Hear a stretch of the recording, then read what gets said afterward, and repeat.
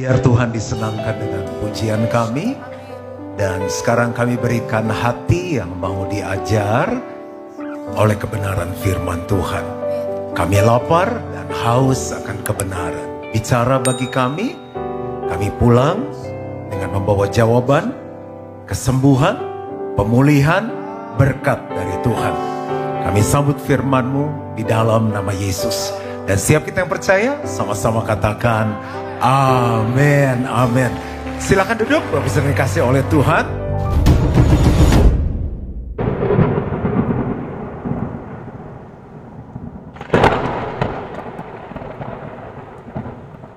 Selamat hari Minggu, Shalom. Apa kabar? Berapa banyak yang siap untuk belajar firman Tuhan? Bolehkah kita sambut firman Tuhan dengan tepuk tangan yang paling meriah? 2 kali lebih semangat lagi. And shout hallelujah. Terima kasih Pastor Michael dan semua tim kepemimpinan yang mengundang saya dari tempat ini. Dan hari ini saya ingin menyampaikan firman Tuhan dengan tema generosity atau kemurahan hati. Sebuah kata yang mungkin jarang kita dengar, tapi setiap kita senang kalau kita mendapatkan kemurahan dalam hidup. Lawan dari kemurahan hati adalah pelit. Bapak Ibu Saudara, lebih senang ketemu orang pelit atau orang yang murah hati? Benar. Kita di depan bikin perjanjian dulu ya. Bapak Ibu yang kebaktian ini lebih senang kalau aku khotbahnya 1 arah atau 2 arah? 2 arah. Lebih senang yang serius atau relax nyantai? Oke. Panjang atau pendek? Janganlah lapar. Oke. Nah, kalau yang hadir hari ini pada murah hati gak? Kalau 0 sampai 10 kira-kira di angka berapa? Yang benar. Ya udah, yang 9 boleh pulang. Udah 9. Siapa yang merasa dirinya kira-kira murah hati? Yang pelit? Kadang murah hati, kadang pelit. Bagaimana kita tahu kita murah hati? Dan bagaimana kita tahu kita pelit? Kita berasa di sini atau orang lain ngasih tahu? Lu pelit banget sih jadi orang? Kita tahu sendiri atau orang lain ngomong baru kayak, oh gue pelit nih ya. Gimana cara kita tahu? Ada alat deteksi pelit? Yuk kita lihat firman Tuhan. Pelantari udah janji ya 2 arah. Pendetanya tanya gak ada yang jawab. Apa sih generosity? Generosity is love in action. Orang boleh ngomong cinta, I love you, wah ini. Tapi kalau pelit, orang gak bisa merasakan. Kemurahan hati adalah kasih yang dinyatakan. Coba kita lihat definisi lebih lengkap. Murah hati adalah sifat seseorang yang senang memberi atau berbagi dengan orang lain tanpa mengharapkan imbalan atau balasan. Dengan tujuan untuk membawa kebahagiaan atau memenuhi kebutuhan mereka. Itu orang yang murah hati. Kepada siapa saja kita harus murah hati? Kepada banyak orang. Bukan hanya kepada keluarga kita, tapi kepada setiap orang yang kita temui. Nah kalau sama keluarga sendiri aja kita nggak murah hati, aduh gimana? Saya melayani keluarga-keluarga yang berantem gara-gara pasangannya pelit. Nah semua contoh ini di Jakarta. Pelit. Saya tanya, memang waktu lagi pacaran gak ketahuan? Beneran enggak pastor. Jadi ini bagi yang masih pacaran, dipanjangin aja dikit. Nah kalau lagi pacaran, udah pelit, coba bawa dalam doa lagi. Karena pernikahan itu cuma sehari doang jadi raja dan ratu. Ah nanti juga nikah berubah. Siapa bilang? Aku sih nikah belum lama ya, baru 23 tahun. Tapi cuma beda sehari doang. Lawan kata murah hati adalah pelit. Pelit bahasa Surabayanya apa? Medit. Pelit adalah sifat seseorang yang enggan berbagi atau memberikan sesuatu, baik itu uang, barang. Ya ampun tuh panci sampai ratusan di rumah. Tante itu kan dari tahun 70. Siapa tante jadi barang antik mahal loh, vintage. Waktu atau bantuan meskipun dia sebenarnya mampu melakukannya. Nggak kasih, ntar jadi kebiasaan, ntar jadi males gitu. Nah, kemurahan hati nggak hanya bicara tentang uang aja, tapi waktu, tenaga, pemikiran, hati, pengampunan. Dia uang royal, tapi untuk ngampuni, kalau iparsnya nomor 1, 2, 3 baik, 5 baik, 4, amit-amit gitu. Itu nggak murah hati juga. Pengampunan termasuk murah hati. Jadi kita ngampuni itu batas berapa kali sih? Kalau sama keluarga, sama orang yang nyakitin kita berapa kali batasnya? Tadi udah sepakat loh, 2 arah loh. Makanya aku kan nanya, aku tuh kalau tamu baik nanya dulu. Berapa kali kalau disakitin orang batasnya? 10. Yang di sini berapa? 70 kali 7 kali udah pernah ngitung belum? Aku hitungin ya. Jadi sehari 2 menit sekali, orangnya sama, kasusnya sama. Ayo, itu murah hati itu. Contohnya siapa sih? Kita perlu model nih pastor, ya Yesus lah. Yohanes 3:16, karena begitu besar kasih Allah akan dunia ini, sehingga ia telah mengaruniakan anaknya yang tunggal. Satu-satunya loh, the best, yang terbaik. Supaya apa sih? Supaya setiap orang percaya kepadanya tidak binasa, melainkan beroleh hidup yang kekal. Kalau enggak mah dia biarin udah biar pada mati, biar pada binasa. Kita ada di sini karena ada Tuhan yang murah hati. Panjang sabar. Udah janji berapa kali. Pokoknya kalau nanti aku diberkati, aku mau rajin ke gereja. Natal doang, habis itu gak muncul lagi. Pokoknya jam 5 sebelum ayam berkokok, sebelum fajar menyingsing, aku mau menyembah Tuhan. 3 hari doang. Tuhan masih sabar sama kita.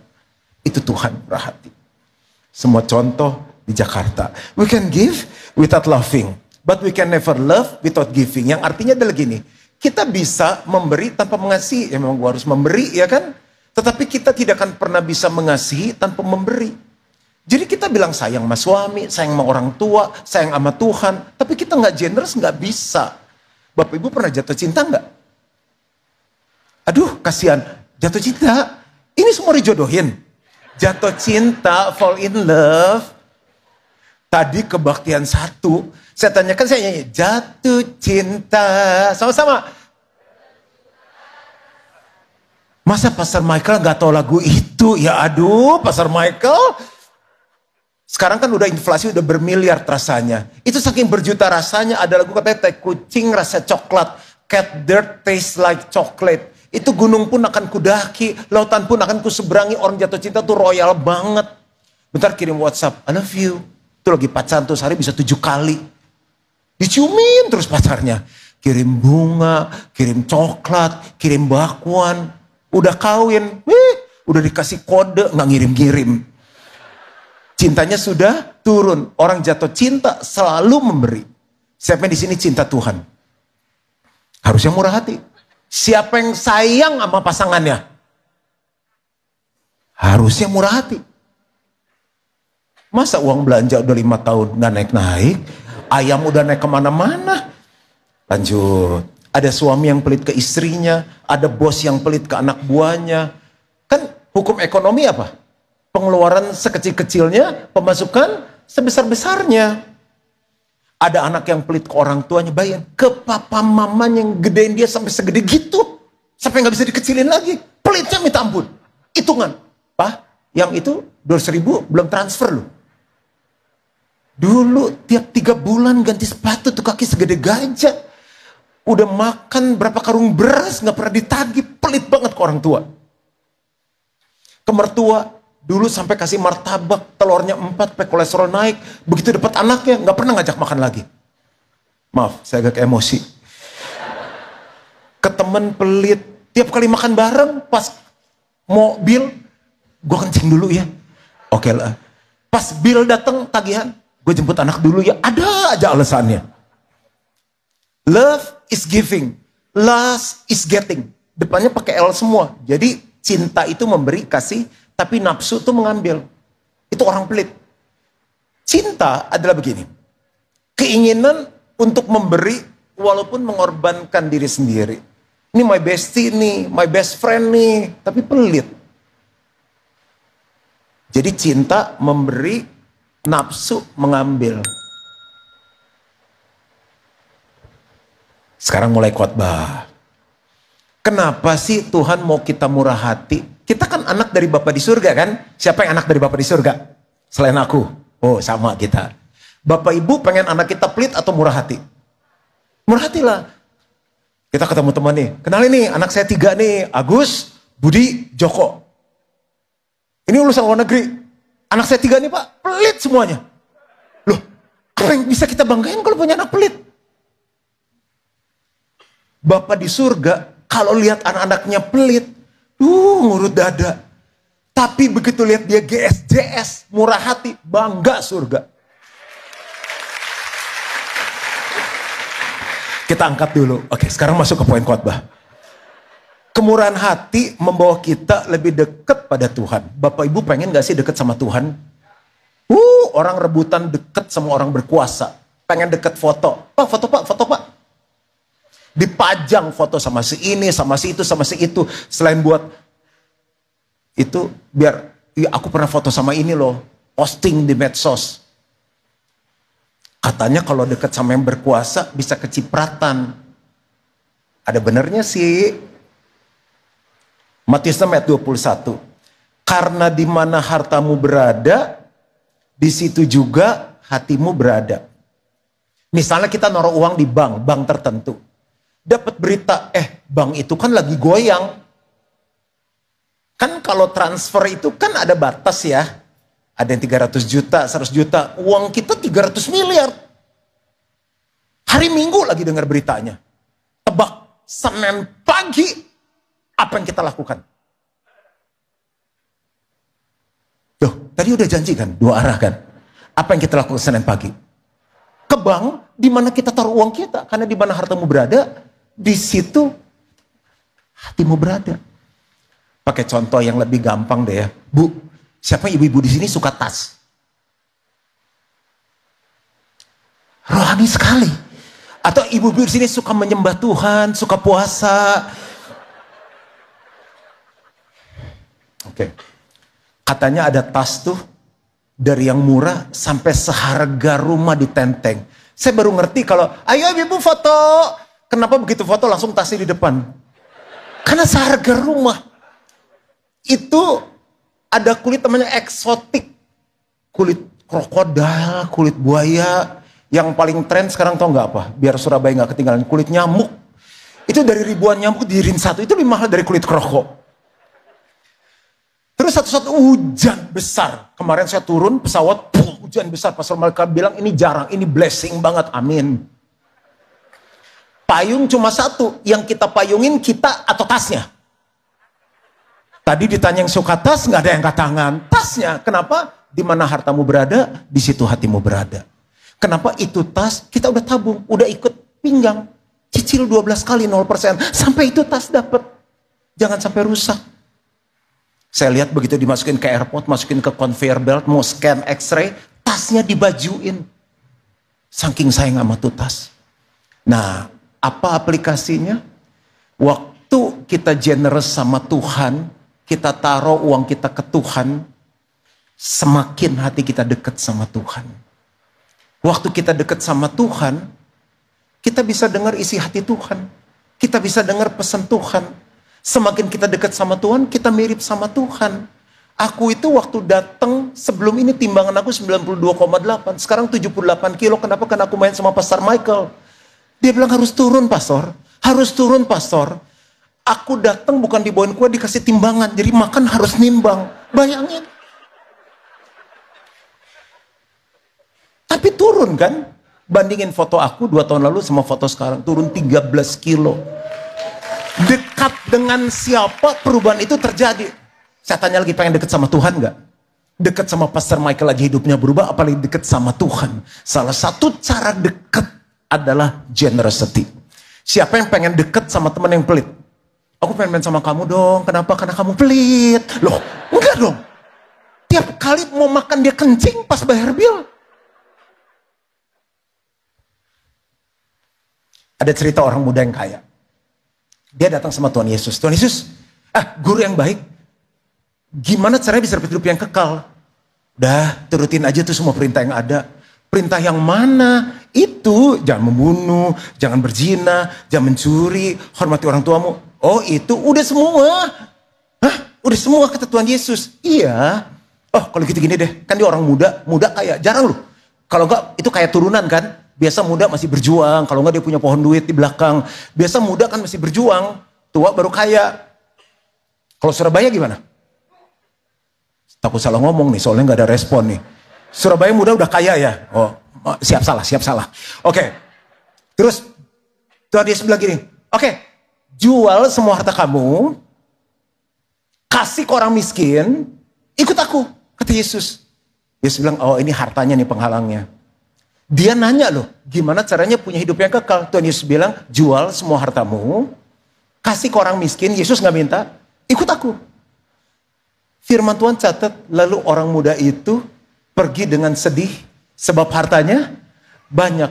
Nggak ngomong, terima kasih Yesus, dadah Yesus. Enggak loh, nggak ada sopan santun, nggak ada attitude. Kenapa? Karena di mana hartanya berada, di situ hatinya berada. Kira-kira selamat nggak? Nggak selamat, karena hatinya ada di hartanya. Dia lebih pilih harta daripada dekat sama Yesus. Apa yang menghalangi dia dekat sama Yesus? Apa yang menghalangi dia selamat? Sebuah sikap pelit. Kemurahan hati membuat kita lebih dekat sama Yesus.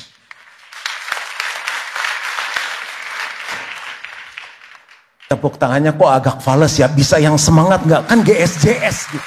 Katanya gereja terkeren di Surabaya. Dengar-dengar isu ya.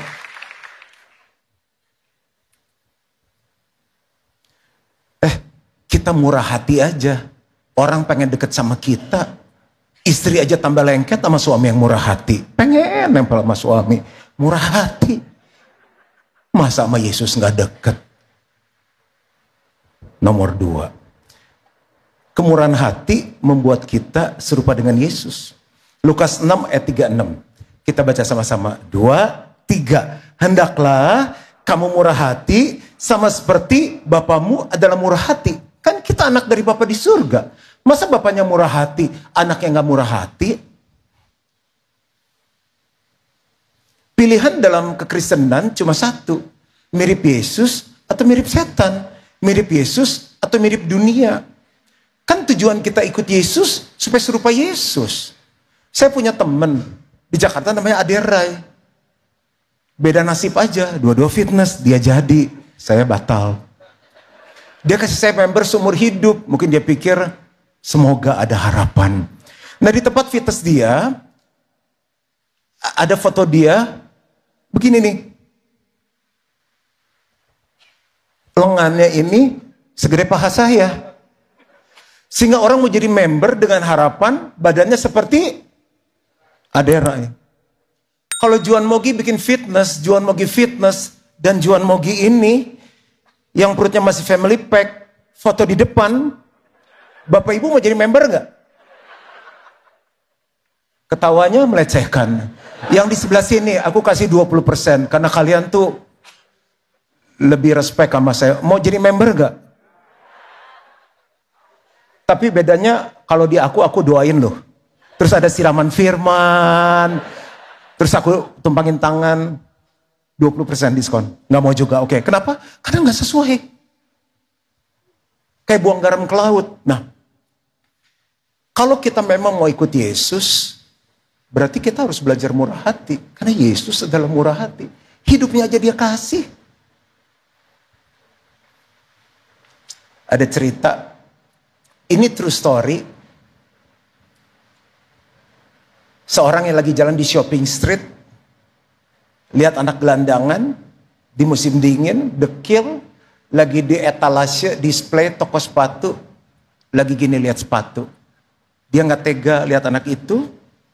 Dia panggil anaknya. Sini ikut om. Masuk ke toko sepatu. Sampai di toko sepatu. Dia keluarin tisu basah. Suruh anak itu duduk. Dia lapin itu kaki anaknya. Terus dia minta yang jaga toko untuk ngukur kaki anak itu. Kan di luar negeri itu ada ukuran kaki itu. Sekarang udah mulai ada kalau ke toko olahraga. Dipakein kaos kaki, dibeliin sepatu, terus dibayar. Sementara dia pasangin itu, tuh anak nangis. Tuh anak nangis, dia bilang, terima kasih om, thank you sir. Can I ask you something? Boleh nanya sesuatu nggak? Of course. Are you God? Dia tanya, om itu Tuhan ya? Cuma dilapin, bayangin dong, udah lama nggak pakai sepatu, hitamnya kayak gimana tuh dilapin dakinya. What is daki in English? Dakis, tambahin S aja. Terus dilapin bahunya dong. Ada orang yang mau seperti itu, bermurah hati, beliin dia kaos kaki, beliin dia sepatu. Om Tuhan ya? Ternyata saat kita murah hati, orang tuh lihat Yesus. Bentar lagi nih. Sekarang jam berapa sih? 11. Bentar lagi setengah jam. Surabaya heboh. Kurang lebih ada 1.800 Yesus di mall ini. Ngeri banget.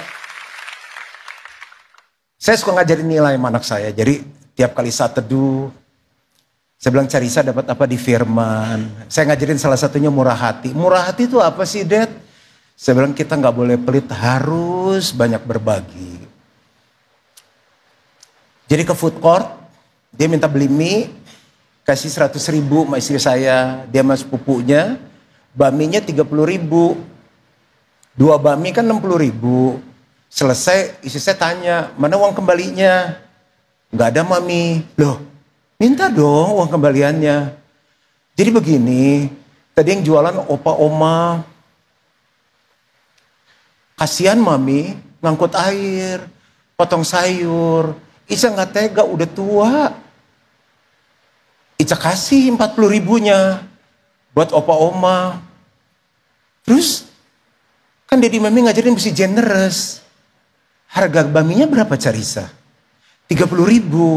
Berkatnya buat opa oma berapa? 40.000. Terus kita berdua kelihatan generous sekali anak kita. Ah itu. Tapi saya percaya opa oma itu lihat Yesus di hidupnya Carissa. Nggak tahu pinter atau kurang pinter, yang penting dia generous lah. Saya mulai hal-hal yang kecil saya hidupi sampai sekarang. Dan saya ajarin sama anak saya, kalau saya pergi sama anak saya, dia yang nulis. Carissa, hotel kita kok pas kita tinggalin, ranjangnya kan nggak rapi. Handuknya kotor, kok rapi lagi? Iya ya Dad ya. Itu dilakukan oleh yang namanya housekeeper. Pekerjanya namanya housekeeping. Coba Ica angkat tuh ranjang. Nggak kuat lah Dad, ayo berdua sama Daddy. Aduh berat Dad, berat. Itu mereka lakukan di puluhan kamar setiap hari supaya mereka hidup. Kamu tahu nggak gajinya berapa? Nggak tahu Dad. Saya kasih tahu gajinya. Dia bersihin kamar mandi. Untuk itu saya bilang kita harus kasih berkat untuk mereka.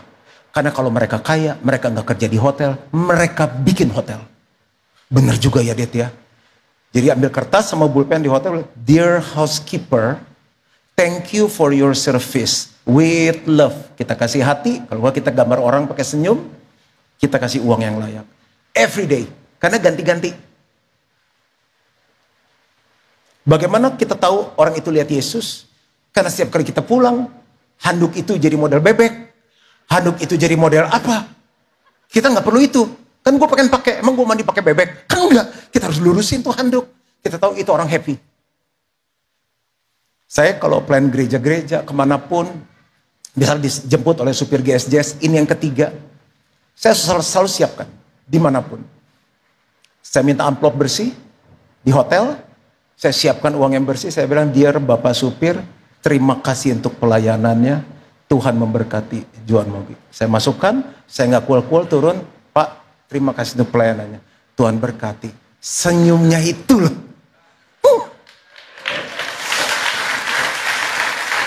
Simple, kapan mereka lihat Yesus?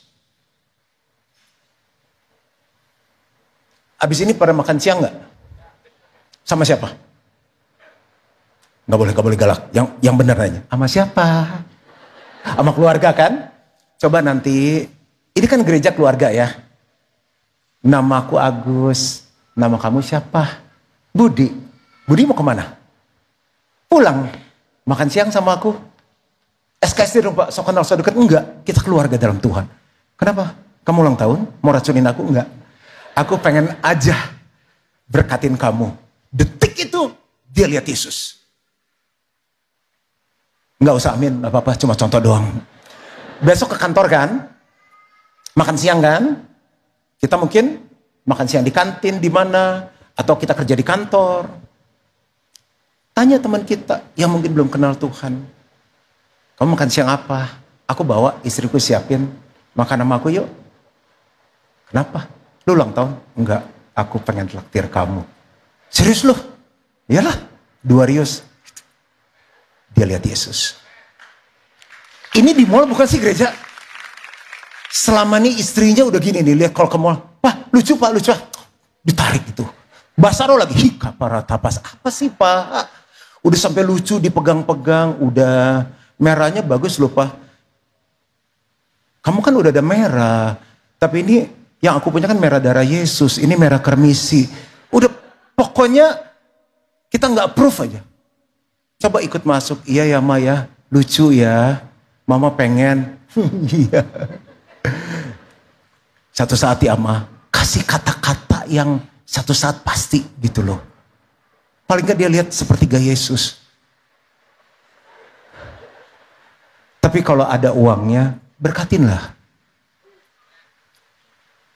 Bu cepetan Bu, amin. Kapan lagi pendetanya Bu? Wanita emang dari dulunya gitu, nggak ambil untung. Cek deh toko sebelah, suka keindahan. Kenapa bapak-bapak dulu kejar ibu? Kan karena cantik. Cantik itu kan didandanin. Salah ngomong nih kayaknya. Oke, kita kasih contoh yang lain. Oke, di kantor ada yang ulang tahun kan? Biasa kita cuma gimana kalau orang ulang tahun? Selamat ya bro, selamat ya sis, gitu dong. Bikin sesuatu generous kan, bukan hanya uang kan? Siapin kue, lilin, kagetin dia dari belakang. Kita lihat dulu dia umur berapa ya. Kalau enggak nanti kan lebih berat pengobatannya. Surprise hari ini sama-sama, hari yang kau tunggu, yang semangat bertambah 1 tahun, agak serak dikit usiamu, bahagia kau tak, yang kau jatuh cinta berjuta rasanya tahu, ini kok nggak tahu loh, yang kau beri bukan mas jam. Mana ada orang disurprisein gak seneng. Keluar biaya berapa sih? Kan orang disurprise gini. Gila bikin malu lu. Gitu kan. Seneng lagi. Siapa yang disurprisein gak seneng? Pas dia seneng berbunga-bunga kan hatinya terbuka. Kenapa? Karena dia rasa disayang. Begitu rasa disayang, pengaruh kita masuk. Kan kita orang baik semua. Ya kan guys, kan orang baik kan. Pas dia lagi seneng, bro. We love you. Kita pengen berkatin kamu. Boleh nggak? Boleh lah. Yuk kita doain. Tuhan berkati teman kami. Biar dia juga mengalami Tuhan Yesus. Berkati kesehatannya. Berkati keluarganya. Seumur hidup dia, kamu akan diingat. Teman kantor, the best. Lihat Yesus dia. Nah, kita bos di kantor, banyak nih di Jakarta pengen mengeksploitasi. Coba pikirkan gimana orang kerja, perusahaan tambah maju, karyawan kita hidup harus tambah naik. Itu generosity. Saya mikirin sampai anak-anaknya bisa kuliah, hidupnya tambah layak. Kalau konteksnya di gereja, banyak orang gak mau kerja di gereja, Bapak Ibu pengen ke gereja yang bagus gak? Anak-anak kita kan kita cari sekolah yang bagus dong. Berarti kalau sekolah minggu pengen guru-gurunya bagus nggak? Anak kita udah gini nih, Inggrisnya nih. What is Saya bilang, Caca pelan-pelan, Inggrisnya pelan-pelan. Terus kita hire full time, dodol-dodol. Kenapa gajinya dikit? Terus pulang kagak ngerti anak kita diajarin apa. Kalau gitu siapa yang mau full time muda kerja di gereja? Pengen pengkhotbah yang bagus nggak? Pengen semua tanda-tanda yang bagus nggak? Saya pikir gini, mendingan mereka kerja di luar. daripada kerja di gereja. Kita pengen gereja yang bagus, hidupnya harus bagus. Makanya sekarang di Gilgal rebutan, lulusan luar negeri, muda-muda. Saya dari nggak punya uang udah mikir, hidup mereka harus bagus. Saya ke Singapura, mereka nggak pernah lihat Singapura. Anak-anak di youth pada cerita Singapura. Staff kita bang, Singapura apa ya? Dari nggak punya uang, saya kumpulin, tinggal di Lucky Plaza. Satu apartemen, 24 orang. 2 WC. Lu bayangin tuh kalau kebelet gimana antrinya? Akunya tidur kayak ikan teri, dikasih mancinya. Orang Medan tuh. Nah, saya punya mimpi, nggak pernah lihat salju. Orang cerita salju, jadi khotbahnya deso. Nih, kemarin saya bawa ke Jepang nih. Mana lagi? Terus gini, jadi gereja lu, hah? Mau makan apa lu? Hah? Oh, hah? Mana ada orang tua yang kasih? Tapi lihat orang tuanya nih, hah? Gereja aja kamu ke Jepang. Saya sekolahin ke luar negeri, ke Amerika, ke Australia. Terus orang tua mau kirim ke gereja, mau. Lulusan sekolah kitabnya Singapura, Australia, keren. Nah, yang ketiga, kemurahan hati adalah penyembuh dari hidup materialistis. Kita sebenarnya cewek matre, cowok matre. Apa sih materialistis? Pengennya cuma ngambil, nahan, nerima. Bayangin kalau kita punya Tuhan matre. Pengennya ngambil dari kita, nahan. Tolong jangan ya. Masih stadium 2 sampai stadium 4 deh kankernya biar kita tolong. Bayangin kalau Tuhan kayak gitu. Udah susah nih, udah mau bayar kontak. Kapan diusirnya tanggal 30? 29 deh baru kita transfer. Bayangin kalau Tuhan kayak gitu. Ngambil, nahan, nerima. 1 Timotius 6 ayat 17-19. Peringatkanlah kepada orang-orang kaya di dunia ini agar mereka jangan tinggi hati dan jangan berharap pada sesuatu yang tak tentu seperti kekayaan. Melainkan pada Allah yang dalam kekayaannya memberikan kepada kita segala sesuatu untuk dinikmati. Peringatkanlah agar mereka itu berbuat baik, menjadi kaya dalam kebijakan, suka memberi dan membagi. Dan dengan demikian mengumpulkan suatu harta sebagai dasar yang baik bagi dirinya di waktu yang akan datang untuk mencapai hidup yang sebenarnya. Saya tuh ngawinin orang udah gak tahu berapa lama, udah 20 berapa tahun, 29 tahun jadi gembala, 38 tahun lahir baru. Nguburin orang udah gak tahu berapa banyak. Tapi saya gak pernah lihat kuburan 17 kali 80, gak pernah. Peti mati cuma 1 kali 2. Nggak pernah saya lihat orang pakai diamond di 10 cincin. Nggak pernah. Nggak pernah saya lihat pakai jas 4. Ibu-ibu meninggal pakai tasnya 5. Nggak pernah. 1 tas. 1 pasang sepatu nggak pernah. 1 coklat, 1 hitam. Sayang, takut nggak kepake. Nggak pernah. Nggak ada yang pernah bawa charger handphone. Nggak pernah. Nggak dibawa. Untuk itu, selama kita hidup, murah hatilah. Kita cenderung termasuk yang khotbah, semakin kaya semakin pelit. Gak usah gitu pastor, kita miskin aja udah pelit. Bertobat dalam nama Tuhan Yesus. Untuk itu, 12 tahun yang lalu, Tuhan ajarin kita ngasih generous seed. Kalau enggak, kita ngasih persembahan segitu aja. Saya putuskan sama istri saya begini. Gaji naik atau nggak naik, aku digaji. Persembahan kita harus naik. Karena kebaikan Tuhan terus naik dalam hidup kita. Parkir aja naik, kecap aja naik, masa ngasih ke Tuhan gak naik? Itu komitmen saya dengan istri saya. Jadi generosity itu tiap awal tahun, kami dan jemaat, bahkan kadang kalau telat, harinya mundur tuh, pastor kapan nih generosity-nya? Kita memberikan extraordinary gift, giving kepada Tuhan, untuk melepaskan kita dari ketamakan. Kita nolongin gereja-gereja, kita nolongin orang-orang miskin. Jadi saya pribadi sama istri, gereja juga lakukan itu. Kita nolongin gereja di pedalaman, gereja-gereja di sekitar Jakarta masih banyak yang susah. Nah, coba kita lihat sebentar video ini. Semoga suaranya sudah bisa lebih keras. Silahkan ditayangkan. Saya gembala sidang jemaat di GBI Cengkong tempat ini. Saya hanya bersyukur, berterima kasih pada donatur dari GBI Gilgal yang menabur, menyelesaikan bangunan ini dengan baik. Tuhan Yesus memberkati. Saya hanya berdoa, ya Tuhan yang membalas semua kebaikan para donatur dengan luar biasa. Saya sebagai gembala di GBI Jalan Bangunusa, saya sangat berterima kasih sekali pada Bapak Gembala dan juga Bapak Jimmy sudah kami merindukan gereja di GBI Bangunusa ini mengalami pertumbuhan baik secara rohani maupun jiwa. Terima kasih Pak. Shalom, saya Pendeta Ketut Suarcana. Saya ucapkan terima kasih untuk Bapak Pendeta Juan Mogi sebagai gembala. Ya, kiranya Tuhan pakai Pak Pendeta Juan Mogi dan seluruh jemaat untuk terus jadi berkat. Tuhan memberkati. Amin. Saya gembala sidang Jumat. Jadi kita bukan hanya ngebangunin, kita nolongin gerejanya. Jadi tim kita giliran, ada yang nolongin khotbah, nolongin present worship, nolongin kebaktian anak, dilatih sampai gereja itu jadi gereja yang sehat. Next, yang keempat. Sampai sini apakah kita belajar sesuatu? Kemurahan hati membangun iman kita. Password ikut Tuhan cuma iman. Datang ke Tuhan passwordnya apa? Tanpa iman kita nggak berkenan kepada Tuhan. Orang benar hidup oleh imannya. Waktu anak manusia itu datang kembali, adakah ia menemukan iman di muka bumi ini? Apakah ia menemukan iman di GSJS? Udah pasti. Kok saya lebih pede dari kalian? Apakah Tuhan menemukan iman di GSJS Surabaya? Lawan dari iman adalah ketidakpercayaan atau kekhawatiran. Orang yang generous, entah kenapa ngalami Tuhan terus. Makanya begitu ada berita, mau krisis nih, retail lagi lesu nih, nanti mau ada ini nih, aduh ini tagihan gini nih, penjualan turun, dia gak takut. Dulu aja Tuhan pelihara, masa sekarang Tuhan gak pelihara? Burung aja dipelihara sama Tuhan. Bapak Ibu Saudara, di Surabaya ada burung gak?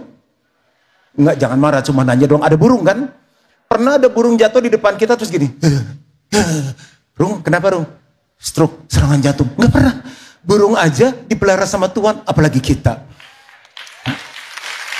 Malaikat 3 ayat 10, bawalah seluruh persembahan persepuluhan itu ke dalam rumah perbendaharaan, ke gereja lokal. Supaya ada persediaan makanan di rumahku. Dan ujilah aku firman Tuhan semesta alam. Apakah aku tidak membukakan bagimu tingkap-tingkap langit dan mencurahkan berkat kepadamu sampai berkelimpahan. Coba bilang sama-sama, berkelimpahan. Saya lahir baru 38 tahun lalu. Dari detik itu tidak pernah saya absen sekalipun untuk mengembalikan perpuluhan saat saya belum jadi pendeta sampai saat ini. Dari nolnya kecil sampai nolnya besar, tidak pernah absen sekalipun. Dan saya selalu mengalami bagaimana Tuhan membukakan tingkap langit dan memberkati sampai berkelimpahan. Buka jendela mobil aja masuk angin, perlu tolak angin, apalagi dia buka tingkap langit. Itu aja. Kenapa? Karena saya ikut Tuhan dibentuk dari minus. Papa saya dibentuk karena cuma satu, orang sombong. Dari punya semuanya, kalau orang belanja kan ke butik. Kalau kita enggak, butik barang baru datang ke kita.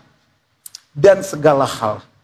Orang beli mobil baru satu, papa saya ada berapa warna, kirim ke rumah. Gitu aja. Jadi, kita pikir kenapa perlu Tuhan ya? Tapi Tuhan izinkan dipinjam sebentar. Jadi kalau saya nggak kerja, saya nggak bisa sekolah. Ngecek-ngecek ini, jualan tiket, jualan makanan, supaya saya bisa sekolah, supaya saya bisa kuliah. Tuhan ajarin ini kerja nih kayak begini. Di situ saya ngalami Tuhan. Nggak punya apa, mau makan harus doa, mau tinggal di mana nggak bisa. Saya ngalami yang Tuhan bilang, ujilah aku. Jangan lihat GBI Gilgal sekarang, lihat bagaimana kita mulai dari nol. Tapi boleh cek ke sinode GBI, di gereja kecil kita yang kita mulai 29 tahun lalu, siapa yang perpuluhannya paling rapi, siapa jemaat kecil yang nomor 1. Kenapa? Karena kita bayar dengan benar. Nomor 5, kemurahan hati membawa berkat Tuhan dalam hidup kita. Kita baca sama-sama Matius 5 ayat 7. 2, 3. Berbahagialah orang yang murah hatinya, karena mereka akan beroleh kemurahan. Murah hati itu bisa dalam banyak hal. Waktu, tenaga, ide. Pastor, kenalin sama dia dong. Saya lihat dulu orangnya gimana. Kadang saya harus ngatur breakfast, harus lunch sama orang. Saya harus mentoring orang lain. WhatsApp, pastor bikinin video dong. Anak saya anniversary pernikahan, dia pengen banget, dia sakit. Dan saya bikin video tuh gak pernah ece-ece. Saya mikirin kreativitasnya, a lot of things.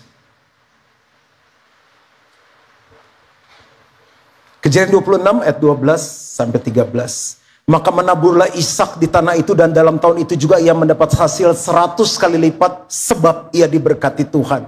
Dan orang itu menjadi kaya bahkan kian lama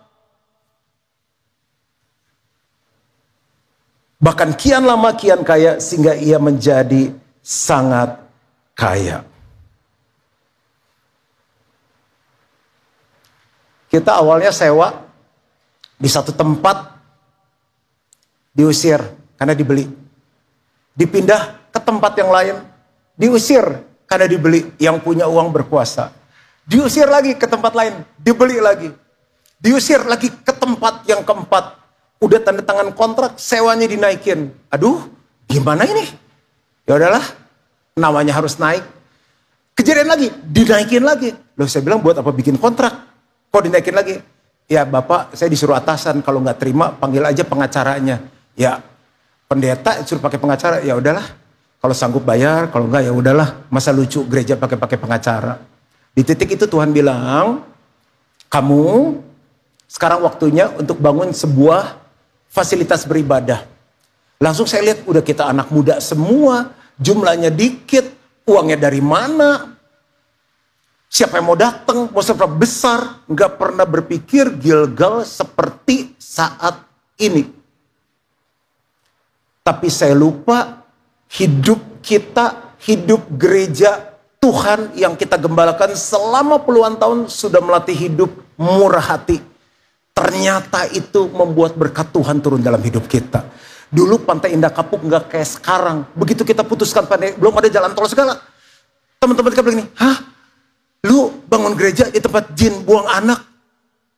Saya juga sampai, oh itu tempat jin buang anak ya? Nggak ada apa-apa, nggak ada ruko, nggak ada makanan, taksi aja nggak ada. Itu yang tuyul merah angkot, nggak ada sama sekali. Coklat, cuma tanah.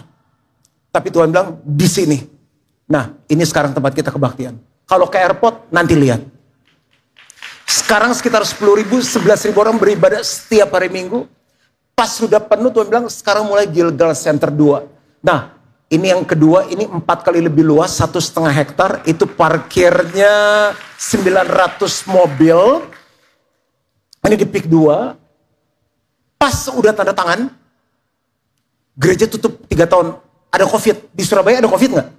Oh hebat, sama. Kita sama kelasnya. Sama, di Jakarta juga COVID kemarin. Nah terus, aduh gimana kan nggak bisa nyicil tiap bulan pakai daun kan? Sekian miliar. Saya ingat janji Tuhan. Yang nyuruh Tuhan, Tuhan yang siapkan. Tuhan yang berkati. Nggak pernah sekalipun kita gagal bayar sementara gereja tutup. Nggak ada satu staff pun, security, cleaning yang kita pecat. Semuanya bayar gaji, semuanya bayar THR. Karena kita diberkati oleh Tuhan. Nah, lihat gambarnya sekarang progresnya sudah sampai di sini. Dan 17B nanti kita topping off. Selesai COVID, biayanya lonjak tinggi. Karena naik semua kan baja lain-lain. Tapi nggak apa-apa. Karena Tuhan janji, dia mau memberkati kita. Yang keenam, kemurahan hati meningkatkan kebahagiaan dalam hidup kita. Entah kenapa, orang yang generous itu happy. Kisah Rasul 20 ayat 35, dalam segala sesuatu telah kuberikan contoh kepada kamu, bahwa dengan bekerja demikian, kita harus membantu orang-orang yang lemah, dan harus mengingat perkataan Tuhan Yesus, sebab Ia sendiri telah mengatakan, baca sama-sama, 2, 3, adalah lebih berbahagia memberi daripada menerima. Mau bahagia, memberi. Mau bahagia, memberi. Orang tanya, Pastor Johan gimana ya? Lihat Pastor Johan bisa happy, khotbah, ketawa, kemana ketawa, emang gak punya masalah? Banyak lah, mana ada orang hidup gak punya masalah. Mau ceritain masalah saya bilang, ayo duduk sini, mau sampai jam berapa saya ceritain? Ada. Coba entah kenapa happiness di dalam itu ada.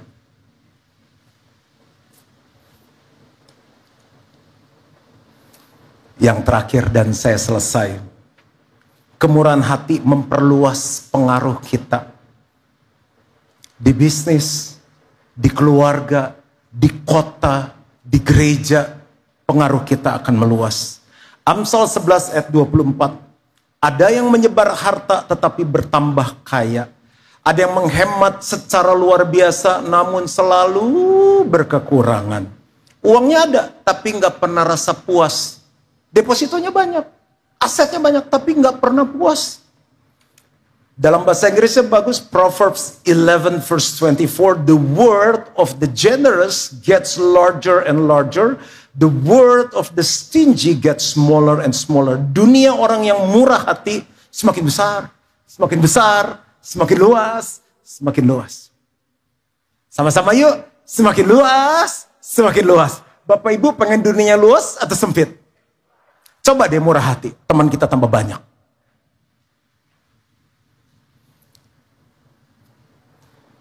Gereja Gilgal tuh saya bikin survei demografinya 87%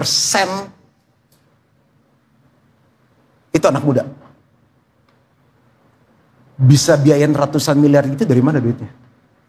Pasti seorang kaya semua. Lihat aja demografinya. Nanti pas Michael mau datang bulan Maret, lihat aja siapa yang datang. Bingung dari mana? Karena kita juga bingung. Saya tahu itu dari Tuhan. Kita mulai dari berapa orang, saya ingat pelayanan pertama gak punya apa-apa. Saya jual, kan lagi susah kan. Saya dapat berkat motor satu, karena kemana-mana jalan kaki, ada yang ngasih motor. Perlu biaya untuk retret pertama, saya jual motor saya. Gak cukup. Punya tabungan. Tuh masih ada tabungan kata Tuhan. Ku kasih tabunganku semuanya. Kita mulai retret yang pertama. Tapi bagaimana sekarang bisa ada jiwa sebanyak itu. Dan kita bisa jadi pengaruh bukan hanya bagi kota, bagi bangsa. Kita lakukan salah satunya adalah Next Gen Conference. Sudah 7 kali dengan 8.552 peserta. Itu para pemimpin pelayan Tuhan. Dari 169 gereja, 41 kota, 7 negara. Dan nanti 2026 kita mau bikin di Gilgal Center 2 yang skala internasional. Kita lihat sebentar video ini. Saya udah mau selesai, saya undang pemain musik ada di depan.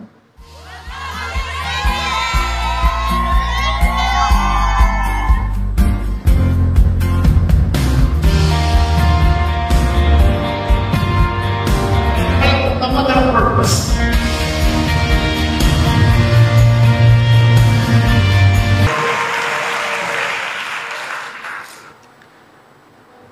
Saya itu berapa tahun lalu, ini benar-benar terakhir, diundangin sama GSJS, aku gak kenal. Apa itu GSJS? Tapi di tengah COVID ada seorang yang DM saya namanya Michael Gunawan. Apa sih lagi COVID pengen ketemu, terus hidungmu mesti dicolok-colok kan? Saya bilang kalau mau, colok di rumah sakit Grand Family. Karena saya kenal tuh gak abal-abal. Bener lu mau dicolok, terus ketemu. Makan lagi kita. Saya dengerin ceritanya. Kok masih muda, cinta Tuhan, radikal, entah hati saya tergerak.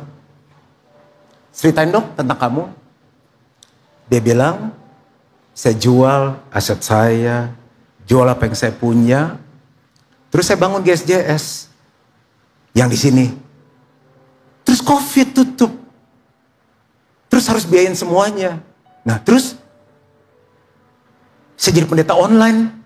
Online terus katanya. Tiap hari. Ternyata di situ banyak jiwa dijangkau. Udah dia cerita dan kita jadi teman. Lalu Tuhan kasih tahu saya, itu adalah sebuah benih kemurahan hati yang akhirnya membuat gereja ini bertumbuh jadi influence. Sekarang orang mana di Surabaya yang gak denger GSJS? Siapa di Indonesia yang gak denger GSJS? Berapa banyak orang yang diberkati secara onsite dan online karena ada seorang yang murah hati. Bayangkan kalau ada seorang di Jakarta, seorang di Surabaya yang murah hati, dampaknya luar biasa. Bapa di surga kasih Yesus, Yesus kasih dirinya, Yusuf kasih dirinya. Bayangin nikahi seorang wanita yang udah hamil gak perawan. Mau sini pria-pria, dia tanya, Maria, lu hamil sama siapa? Roh Kudus. Roh Kudus anak mana? Anak tunjungan, anak galaksi, anak mana? Anak tidar, nggak jelas. Dikawinin, itu kan pengorbanan. Sebuah kemurahan hati. Maria, resiko mati, hamil, Roh Kudus. Gue juga nggak pernah tahu. Masa dihamilin nggak tahu cowoknya yang mana? Resiko dijauhi, resiko dirajam mati, tapi dia murah hati memberikan nyawanya. Lahir Yesus. Kita ada karena ada orang-orang yang generous. Yes Surabaya. 5 menit lagi kota ini akan berubah. Keluargamu akan berubah. Perusahaanmu akan berubah. Get ready. Tuhan memberkati. Mari bangkit berdiri sama-sama. Tepuk tangan sorak-sorai yang paling meriah untuk Tuhan yang luar biasa.